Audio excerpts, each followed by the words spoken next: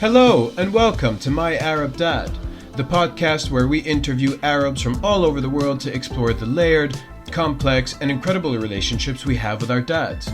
Conversations we don't usually have about the dynamics that shaped us.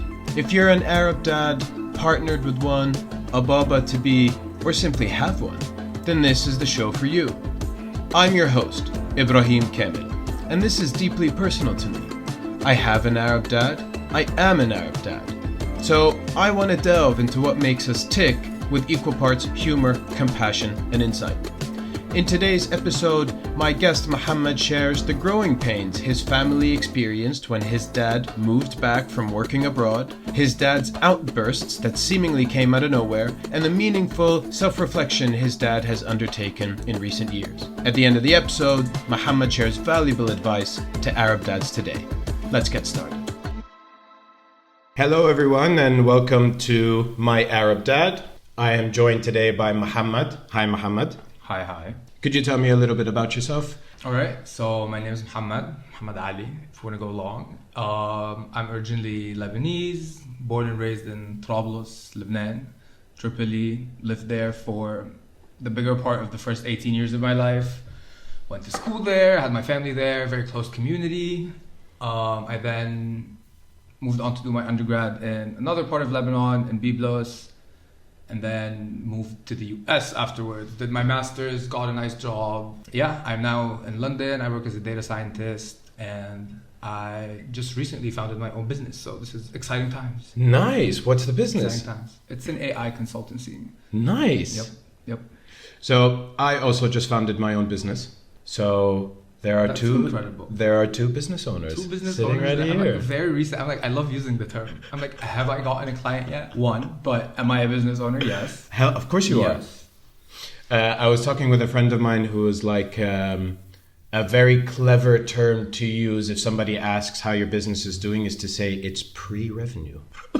I'm going to be using that term so much. It's so brilliant. Thank you for this. Because it is pre-revenue, in fact. Exactly. It's pre a lot of things. So, yeah, but big things coming, I guess. Yeah. Could you tell me about your family setup growing up? How many siblings did you have? So, it's my mom and my dad. They got married. I think my mom was 30, he was 27. So, the younger partner. Very un-Arabesque of them, I guess. They met at work. Very cute love story. I used to love it when I was a kid. They're like, she used to be like a TV presenter, and he used to be the light guy. And they kind of like just hit it off. I'm like, I don't know. At this point, I'm like, do you hit it off, or was it just whoever was there? Anyways, love them. Their wedding pictures looked really cute. And then there was me. I was born in 1997. My sister born in 2000, and my brother born in 2005. So 3 siblings. You're the oldest. I was the first grandchild from my dad's side of the family. So I was my grandma's first grandkid, Mohamad Ali, named after her late husband, who we never met, who will play a big role in this conversation. But what do you call your dad? Well, now at the crisp age of 27, I call him Pop when we're talking. As a child, he was a poppy. We were never the baba kind. We were never the dad kind. Can you describe Pop then in 3 words? I can describe Pop in 3 words. I can say that Pop is very passionate, starting off with some very high notes.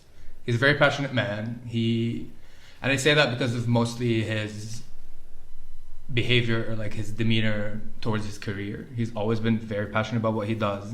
And even when it's not his career in specific, like give him the latest niche topic that people are discussing, he's like on his iPad 24/7 doing research. Now, is it because he doesn't want to have a conversation? We'll get into that. But he's a very, very passionate man, very curious. So I think that's a really great trait that he has. Another word I would use to describe it is that I think Pop is very conflicted. He's a person who I think has like a lot of conflicting emotions towards things inside him. And I say that from the perspective of there are things that he thinks are right and he thinks are his beliefs, which I think are his beliefs, right? Which I believe are on the way more progressive, lenient side of things. But then there's this other character inside him that's the preconceived notion of the Arab Lebanese man that he is. That's very That's like a really critical filter that goes on top of the other personality. And the third word could be, I think he's a great man at heart. I think he truly is like a great person at heart who's had it rather rough and kind of overcame it, I would say, in a very interesting way.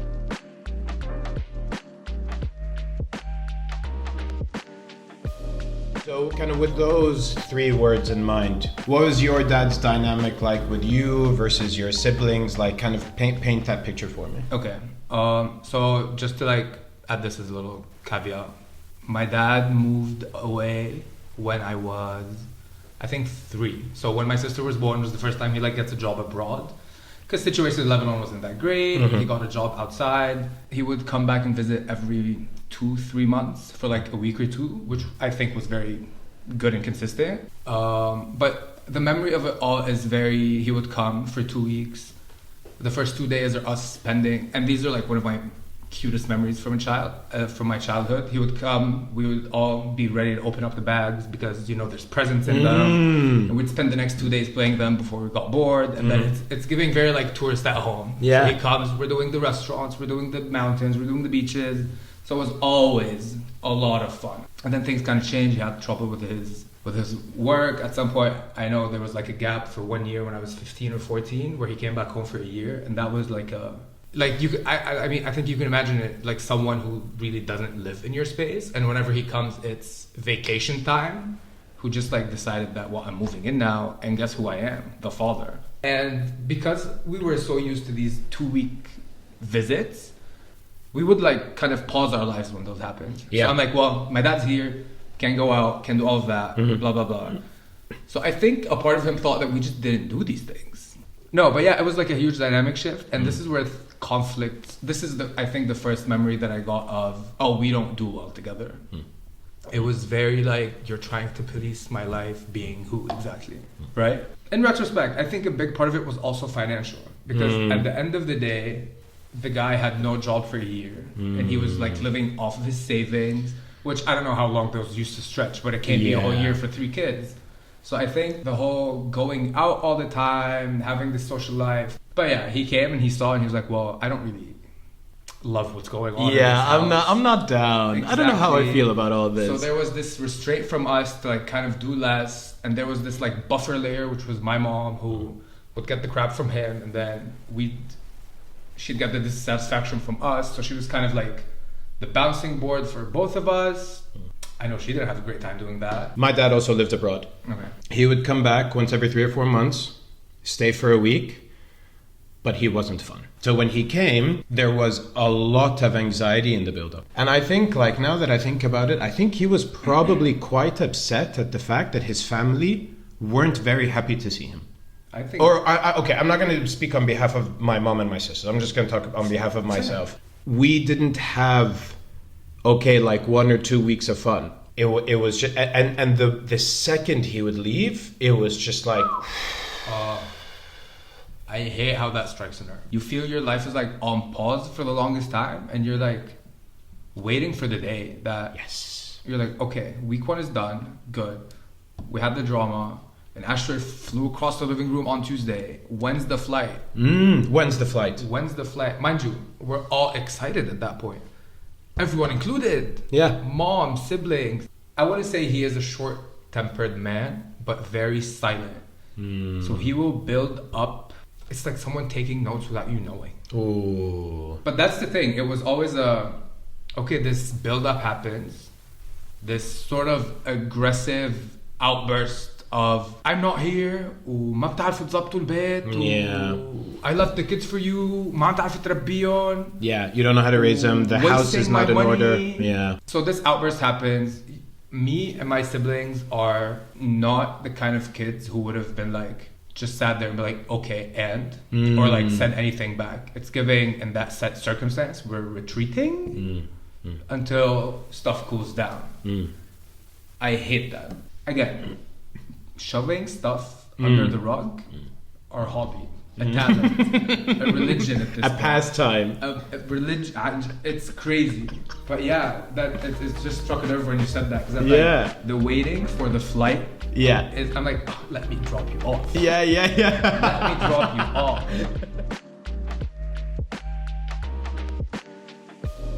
So that leads me to my next question.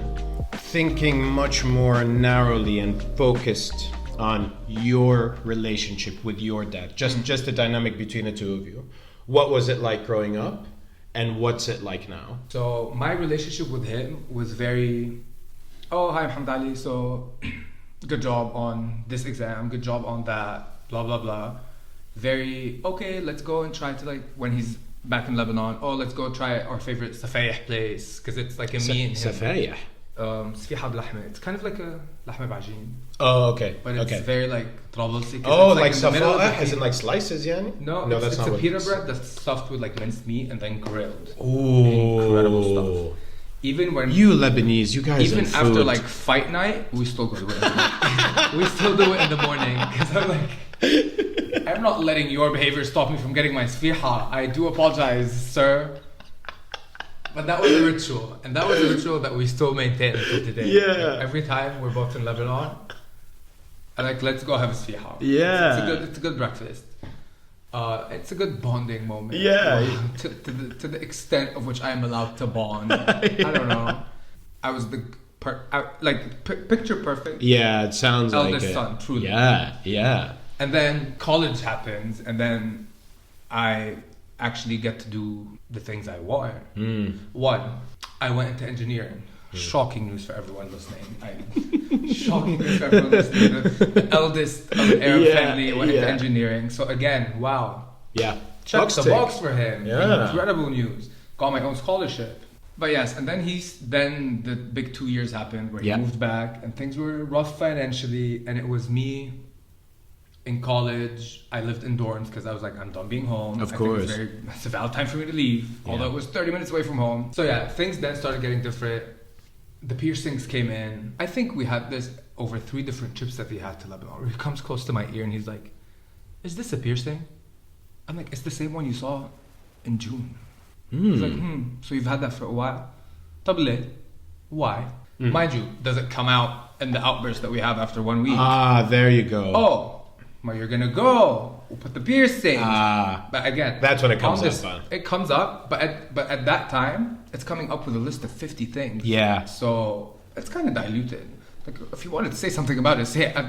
Give it its value if it matters that much. And the second piercing came in, nothing. Outburst a week later. The first tattoo came in. What was that for? But then we started got my first job. So it was very like, proud of you.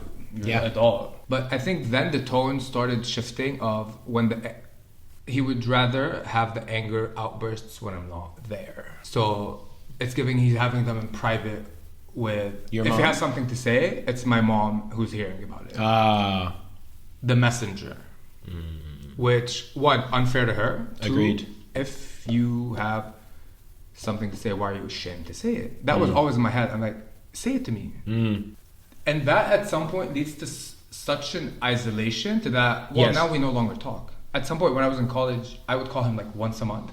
And he wouldn't call. And then I would hear from my mom that, he's kind of sad that I'm not talking to him. How do you think you would have reacted if he had been the one to tell you, I'm sad that we don't talk as much? Do you feel like you would have been as receptive to it? Or do you kind of understand the observation that he made, that you were more receptive when things came from your mom? Because my dad did something very similar. I don't think I was receptive.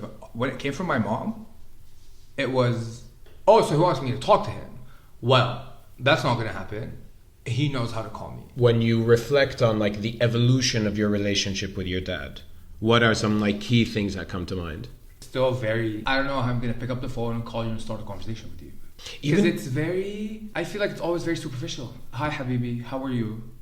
Good. How's work? Good. How's your health? Good. Mind you, neither my job nor his health is good. But this is how sweeping things under the rugs gets to you. Like, I know your health is horrible.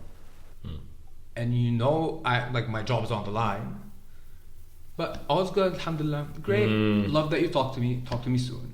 But I called him 2 days ago when I got approval for my company. I was like, oh, by the way, that I've been working on this thing, blah, blah. You could see his eyes sparkle. I'm like, he truly is. He's like, oh, so proud of you. This is like one of the biggest moves. We wish I had done that when I was your age. We would have been like, there was so many, like, I saw joy in him, and I'm like, this is beautiful. And the reason I told you this is because I wanted you to get that feeling. It's not because I wanted to tell you. Like, a lot of our communication is because I want you to get the satisfaction of it. We found out that he was like sort of having health issues a year after from him. But like, my mom told us on day one. She was like, this is the problem. The first time we talked about it was a year later. And I think this is one of my favorite memories with my dad. It was last summer. We were at the beach. Again, a crisp 26-year-old. We were at the beach. He loves the beach. Grew up in Mina and Trablos. Very water guy. And one day he was like, well, do you want to go to the beach with me? I'm like, you know what? Yes, because I know you love going to the beach.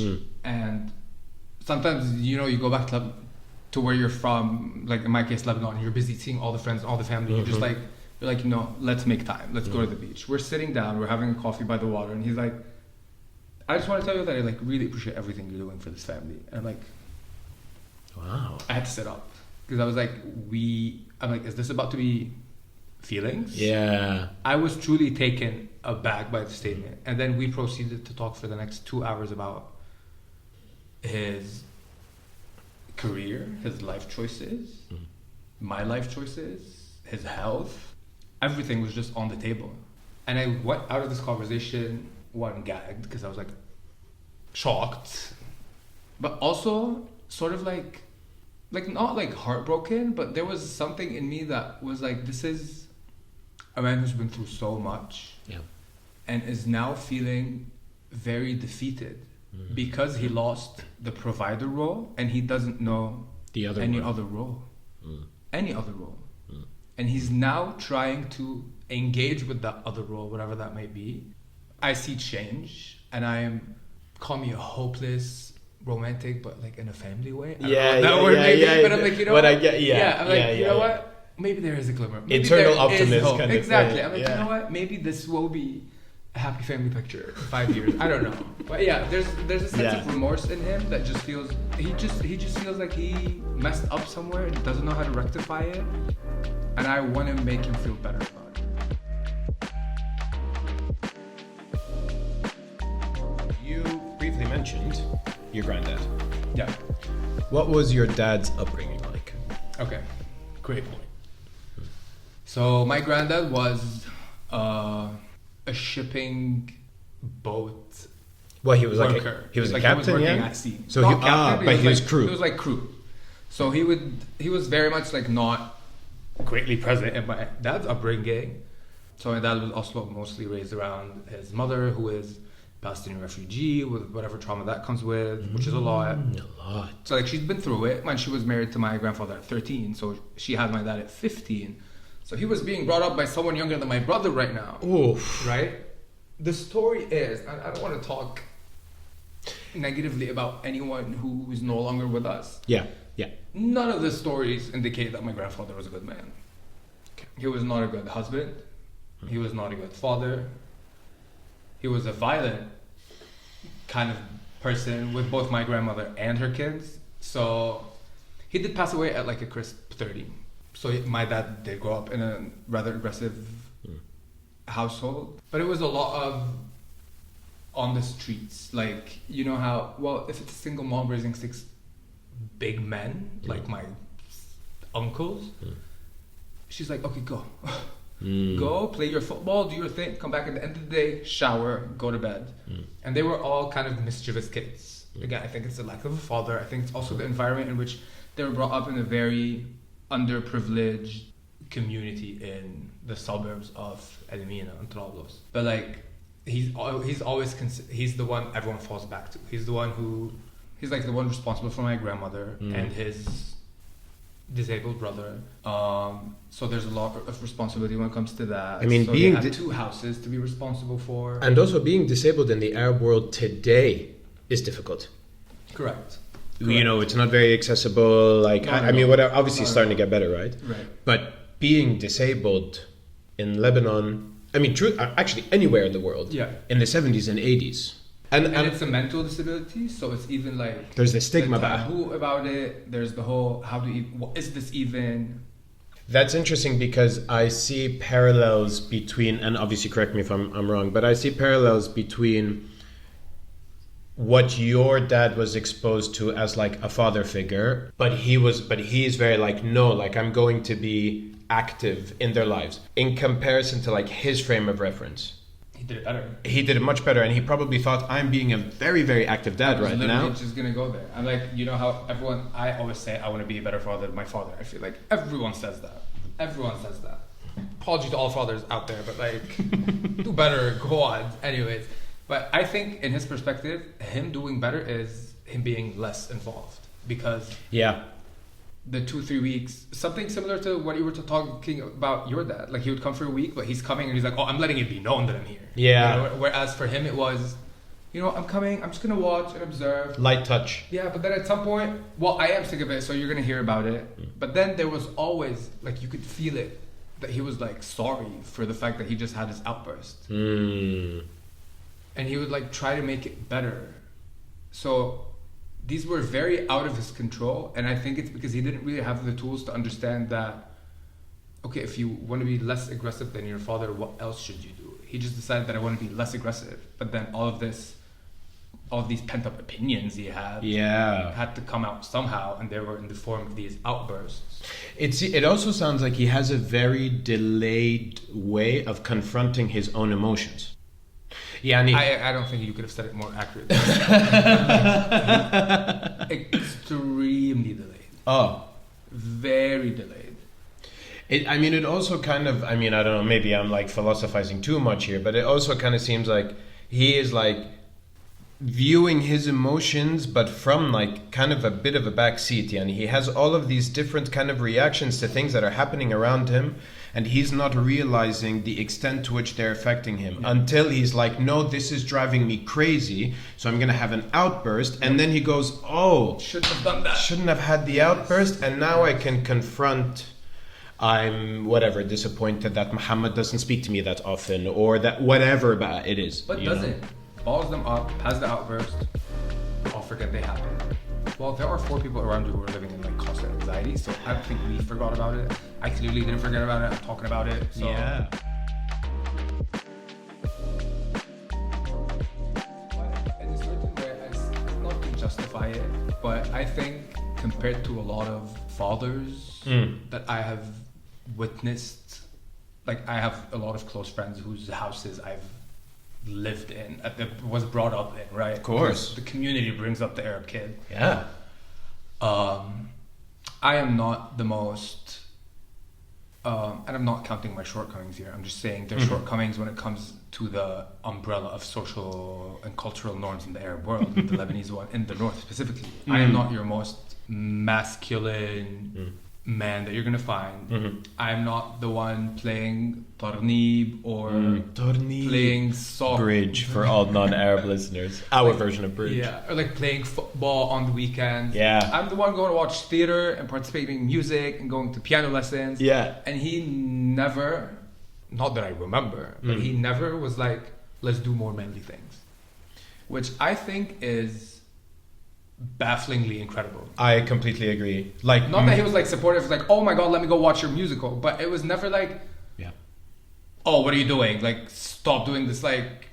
Yeah, for lack of a better word, like, you know what I mean? Yeah, absolutely. And then and honestly, massive respect to your dad for doing that, because like, I don't know if it was active. I don't want to give too much credit right now, but fair enough. But at least I didn't feel it. Fair enough. But the thing is, there are many Arab dads who would make it very known, and they would be That's like, and it's just like, it's the common thing, like, istargil shoya, like, exactly. man up, Exactly. you know? Because I'm quite similar to you. I am by no means an alpha male. I do like things that are very. to be, mind you. Like, neither do I. Like, I think there are far more lofty ideals to aspire to. Yes, I do like some kind of stereotypically manly things. I am really big into football and all this kind of stuff. But at the same time, like you know, I do not exhibit many of the traditional kind of characteristics of manliness. Like, I don't want to fight you at the coffee shop. But exactly. Really And my dad's kind of take on it was just like, my dad was always worried that I was too kind, which I was, and that people would take advantage of me, which they did. So he wasn't wrong in his concern for these things, but the way he communicated it was just like, aesthetic and man up, and it's like, you are completely missing the point here. And this is kind of why I go back and when I talk about like my dad and his refusal to see that the way that he was raising me simply was not working. And like, if I think about my dad and his delayed emotional reaction, understanding of his emotional reaction or visceral reactions to things, that delay took 10 years. Yeah. My dad didn't really start self-reflecting on his relationship with me truly until I was like 19, 20, 21, because he was so utterly convinced that he was right. But Ibrahim, is the self-reflection, does it involve you? As in like, because I'm telling you, my dad, I believe, has been having these self-reflection moments, but I am not aware. I am not made aware of them. You're not part of it. I'm not part. He's doing his own thing. Yeah. Once again, and this is what frustrates me, because I'm like, I am the kind of person who's like, if I have thoughts A, B, and C, you're gonna know A, B, C, and everything in between them, because I want to get my message across. I want you to know what I'm thinking. I want you to know what I'm feeling, and I want you to act accordingly. In my head, I'm like, I think he's doing all this reparenting of himself potentially. Yeah. But I'm like, I'm not.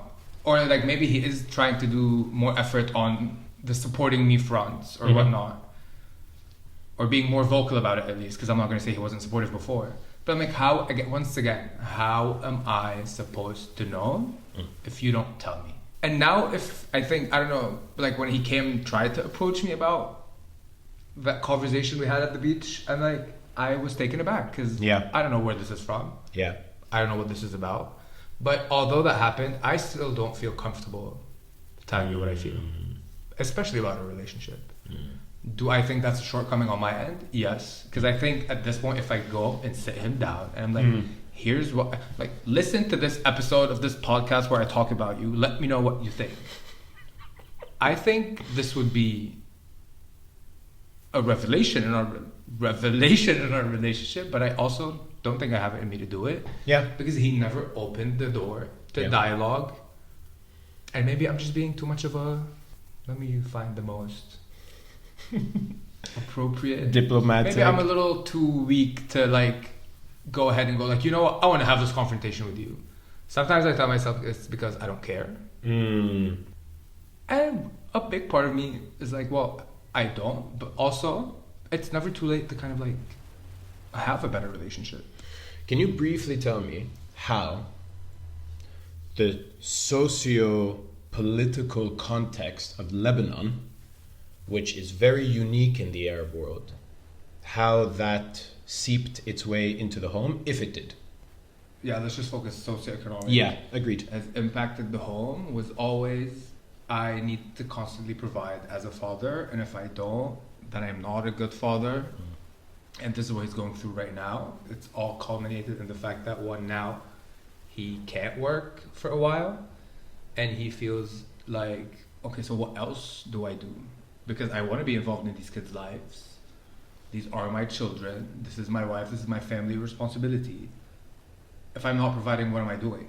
And the fact that Lebanon always goes through its ups and downs, and plus, especially the fact that he comes from that background and that his family is still there, where if we want to use the terms, like the class terms, they're like more on the lower class of the economic system, whereas we're more of like, well, we were growing up very much like middle to upper middle class.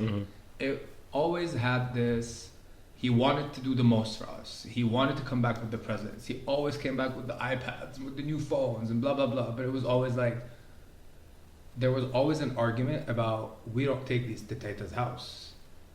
Oh. We don't want to show off like that. This is not appropriate. Again, the intention was, I want to give you the best childhood upbringing possible, but the economics of it all was, we can't have other people feel bad because they're family. But I think that's like the extent to which I can point out that they really affected our lives. Very interesting. It was always yes, we do have these, but these are a privilege that does not need to be flaunted around. Yeah. Which, not gonna lie, kind of like puts some sense of like humility into you growing up. Like, I need to be humble around my materialism. But yeah, I think that's as far as it goes.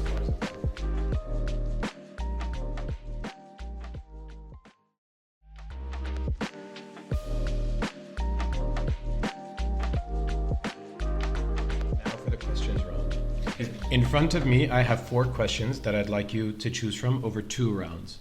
Each round, you get to choose between one question or the other. Right. Once you've responded to one, you do have the option of revealing the other question. Okay, so it's one. So between question 1 and 2. Let's just go with 1, since I am the eldest child. Numero uno. Right. And the question is, what do you see in your dad that you see in yourself? Well, that's a choice for a question. I'm so happy you chose that one. You know, you have these moments when you do something and then you pause and you're like, I am becoming him. I am my father. I have in fact become my father. I think I see the part where he's always been anxious around his emotions.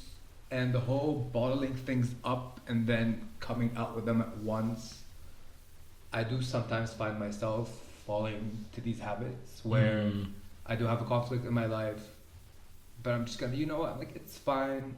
Let me just not address this. And then you get to the point where you're like, well, I'm mad now and this is gonna be addressed really horribly. And then I do address it really horribly. I do think the difference is that I try to pause and go like, well, sorry if it came out this way. What I had been thinking about is 1, 2, 3, but it is evident. Now, is this something I can work on, or I hope to? Well, yes, absolutely. But I do find a little bit of that behavior in me. Yeah, but I really, whenever I find myself, and this is like one instance that just comes to mind, but sometimes I find myself like doing random things, and I'm like, he would have done the same thing. And then I'm doing the most to actively stop it. Just because, you know, I'm like, no, I don't want to be that. I do not want to be that. Like, I refuse. I really do. So yeah, I think that's one thing. The whole handling emotions, bottling things up we need to do better on that front, I guess. Yeah. I feel like this is why this is a really good time to do this podcast, because I do see Arab men of our generation doing a much better job. I mean, there's still a long way to go, but we are doing a much, much better job at self-reflection. Right. Time for questions 3 and 4. We're gonna stick with the odds. Would you change anything about the way you interacted with your dad? Multiple things. I think. What's like the one, like the most like salient thing that you would have liked to change about how you interacted with him? I think it would be giving him a piece of my mind a lot more often. Like when he's like, what's wrong? Well, here's what's wrong. Here's a list of what's wrong.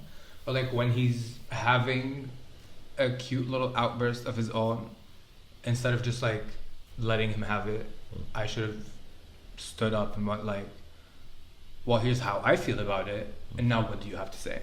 I think that is one of the greatest things that I would have changed and still would want to at some point. But it's a work in progress. I mean, I that really, really resonates with me, because I really, looking back at my life, I really wished that I had the courage and the bravery to stand up to him a lot more. Yeah. Had I learned how to like muster that courage, I think I would have stood up for myself more when I was in my teenage years, when I was in my 20s, at work.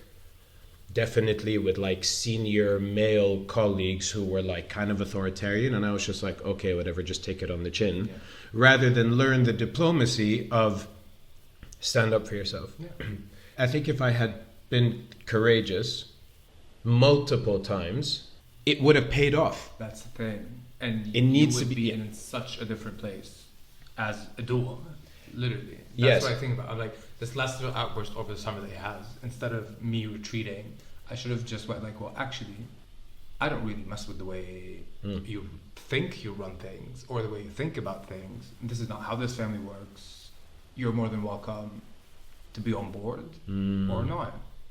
But like at least it would have known where I stand. Because again, I always think about it in the sense that, well, if one day I decide to bring all of this back, how am I doing better than what he did, which is bottle it up over the course of I don't know how long and just like have my little outburst. Because I would like it not to be an outburst. I would like it to be a very civil conversation by the looks of it.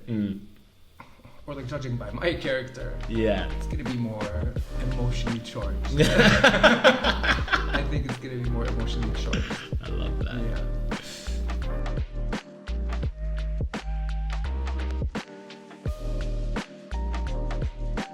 In this segment, I'm going to read out a number of statements that I'd like you to complete. You can either follow your gut instinct and respond immediately, or you can take a beat and think about your answer. All right. I felt most connected to my dad when we had that very nice conversation that I was telling you about over the summer, where he just decided to put all of his feelings out there.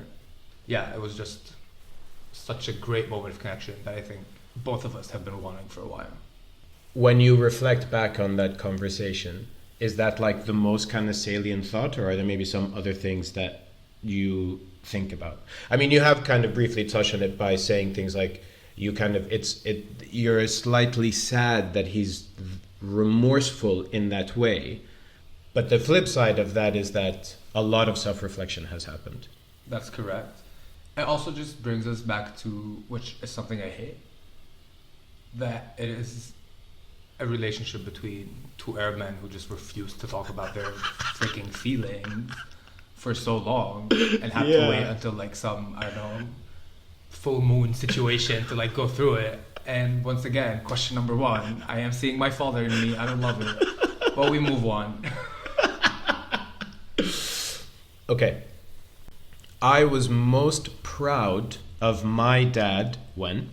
I think I was most proud of my dad when he was very apologetic after his last outburst. And he was very like, I'm seeking clarity. He's like, no, because outburst happened. We all kind of like decided that this is it, packed our stuff and left the house. He was like, oh, this is new. Usually it's dinner after that. And then nothing happens. So he called a couple of days later and he was like, I don't think I understand what happened. And I want to know why your mom would be mad, or why your sister's not picking up her phone. Interesting. Or why you have said nothing about it. I think that was a very proud moment because he literally paused and was like, well, something's different, something's off, there's clearly something I did wrong. Let me inquire as to see what it is. And he did. Wow. And he got his answer, and yeah, I think that was a very like good job kind of moment for him. I was most disappointed by my dad when? Wow, that's yeah, let me Mm-hmm. brew on it for a second. Mm-hmm. I think I was most disappointed with my dad equally at several instances at which he kind of always kind of circles back to it being a problem with the way my mom raised us. So like we're sitting out of nowhere and then something breakable that just went against the wall, did the whole shattering moment, and then the whole 2-minute monologue about you don't know how to raise your kids, blah blah blah. Which, one, horrible thing for us to hear because we think we've been raised very properly, mind you. Look at us. And then, and then it's also, I'm like, I don't think my mom needs to be listening to this. No. Because who are you to come and give her a little feedback about her parenting when you just showed up? So I think that was very disappointing. I knew my dad loved me when he... Well, not when he said that he loved me, because he really has a hard time finding those words. But I have been teaching him. I knew my dad loved me when I feel like I get more sense of pride than love. Okay. If that makes sense. Yeah, well, Like, we can change the question to the prompt. I mean. He's made it a point to like actually verbally let me know that he's proud. And I think it was when, well, of course I got the story through my mom. But when he was having like a whole, I don't know what the positive version of a rant is, a monologue about how great I am to like his side of the family at like some of the dinners, and she came back, she was like, oh, by the way, your dad was like talking about this. I was like, well, I didn't know he knew these things, but that's pretty cool. She was like, yeah, he was just like flaunting you around. I'm like, well, that's nice. It was nice. It felt affirming, but I was at a point where I was like, well, I don't really care. Yeah. Do you know what I mean? Yeah. But they become clearer with time. Yeah. And now he's learning to use words instead of just like assuming that we're going to know. Yeah. Or like mom's going to tell us. So that's a very interesting point about assuming we're going to know. I feel like a love language that is like the most common love language amongst almost every Arab dad that I can think of truly is acts of service. Or like a mixture of like acts of service. Giving more than it is acts of service. Yes, yeah, because I was going to say acts of service slash gift giving. So yes, I totally agree with you. It's act of giving. I think it's a crazy notion that they should know I love them because they went to school. No. You would have gone to jail if I didn't go to school. Maybe not in Lebanon, but like somewhere. You know? So I just think the standard needs to be reevaluated. Right, last one. Yeah. I felt like I truly understood my dad when... I mean, this is very vague and generic, but I think I truly understood him when I became an adult and started realizing that relationships are not that easy to navigate. In a sense that when you become an adult and you kind of start seeing those responsibilities, and then you're like, well, let me put myself in his shoes like 10 years ago. And I'm like, well, that would have been a lot. Because 27 is when he had me. And that's me now. That's you now. Now imagine me with a child. Mind you, 27 is like late for an Arab dad. Especially at that time. Yeah. It was the, I don't know, 86 when they got married or whatever? No, 96. Yeah, because my parents got married 96. And like, one, the fact that he was 27, she was 30, a whole thing. Yeah. Two, the fact that they had to like now suddenly raise a very big child. And when I say big, I don't just mean physically. Personality. I was a lot. I was a lot. I was like, well, wherever I go, I need to put on a show. I don't know what I was seeking, but I got it. Do I still do that? Maybe. It's fun. But yeah, I think just like kind of putting myself in his shoes as I grew as an adult. Yeah. And each day I go through things, I'm like, well, I should cut him some more slack. Yeah. But again, this has the fallacy of, well, you can screw up as much as you want and you're going to be forgiven. Which, trust me, not the case. But again, you just start seeing things from a lens of forgiveness.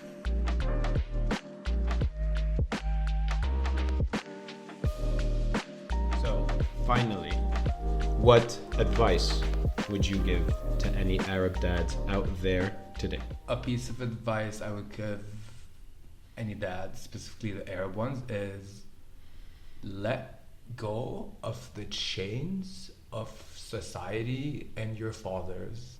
Try to have a relationship with your kids from scratch. Do not start it with a preconceived set of expectations, because you're getting disappointed. Trust me and believe me. Whatever these expectations are. And your kids are getting disappointed because they're going to get a sense, regardless of how progressive. Mind you, this is just not just for like the dads who are not progressive. There are progressive fathers who will have a set of expectations of their kids that will not be met because, one, just because you didn't achieve those as a kid is not my problem. Let go of that chain. The other very heavy chain is, just because your father wanted you to do that and you did that because you felt like you wanted to please him, I don't need to. And at the end of the day, when you're grown and 60 and your kid's 30 and you're sort of lonely, none of the people who you were kind of concerned about their opinion are really checking in on you versus that kid that you kind of brought to life. Interesting. So let them go. I think it's who's going to be there for you when who is going to love you more than your own child if you let them. And I think, to add on to that, invest in the people whose opinion of you should matter the most, and that's your children. I have to agree. You're like, what your children think of you should be more important than anything else and anybody else. I have to agree. Mohamad, thank you so much. Shukran. I Honestly, truly had like a great time to chat. So did I. I feel like I need to text my dad. I don't know what I'm gonna say. Why? Pop. Yeah. No, but I also appreciate you coming and sharing your story. You know, as I've said to my other guests, it's not something that's easy for us Arabs to do because we're always hesitant to talk about our family dynamics. But I truly kind of believe in my bones that like this is what we as a region, I believe we are starting to do this. So let's do it even more, you know? Yeah. Seriously, we'll get multiple perspectives. I think what you're doing is great. Okay, but thank you. Mohamad, thank you very much. Giving me the mic. Thank you. Hey everyone. Big thanks to my guest Mohamad, who brought a lot of humor to a thought-provoking discussion. What could be more Arab? I felt a lot of parallels between Mohamad's upbringing and my own. Both our fathers moved away to do what's best for their families, but found it difficult to be a visitor in their own homes. For both Mohamad's dad and my own, they clearly struggled to accept that life happened without them. I really respect Mohamad's self-awareness.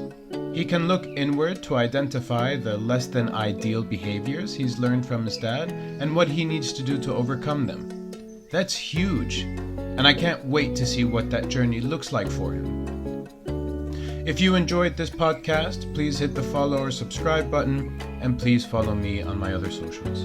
Links in the episode description. Thanks for tuning in, and I'll see you next time. My Arab Dad is a complete content production. It's produced, hosted, and edited by Ibrahim Kamel. Intro and outro music by Karim Zamfali. Artwork by Enas Abdel Rahman.